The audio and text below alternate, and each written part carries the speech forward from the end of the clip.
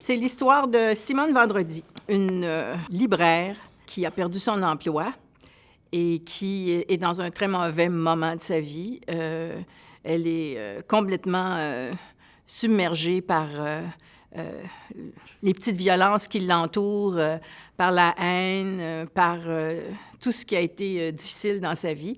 Et elle flirte depuis un moment avec l'idée de se donner la mort. Mais Le goût de l'élégance, c'est le récit du retour à la vie ou du retour au goût à la vie, pour la vie de cette femme. Et c'est un récit, je dirais, truffé de poésie, d'espoir et d'une parcelle d'humour. Il y a 3 ans, ce titre-là a commencé à germer dans mon esprit. Et je me disais, pourquoi je pense à ça, le goût de l'élégance, le goût de l'élégance? Et j'ai tranquillement compris que j'en avais assez du manque d'empathie dans la société, de l'inélégance du cœur qui nous entoure. Et j'ai voulu écrire un roman là-dessus.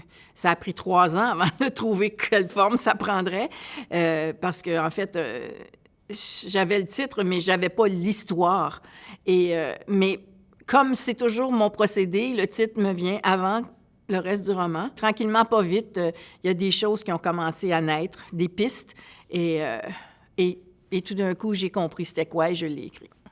Quand j'ai voulu inventer un libraire, j'ai pensé à un libraire que je connais bien, que j'apprécie bien, qui s'appelle Billy Robinson, et le personnage du libraire s'appelle Billy Crusoe. J'avais le souhait de redonner le goût de la librairie et des livres aux gens.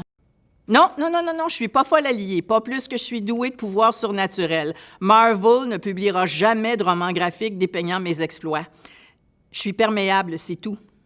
Depuis toujours, j'entends l'inexprimé.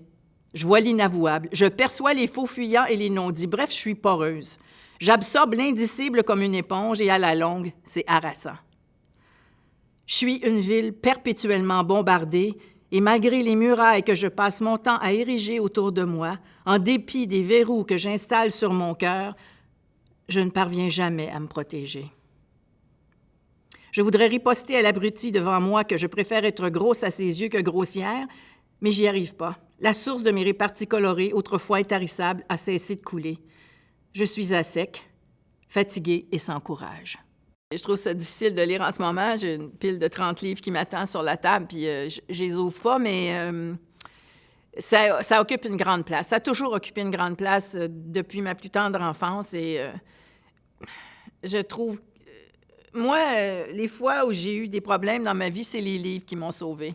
C'est une mine d'or, c'est un bijou. Avoir des livres dans une maison, c'est un trésor. C'est ce que j'aimerais que les gens comprennent. J'aimerais redonner le goût aux gens d'avoir des petites tablettes pleines de livres chez eux.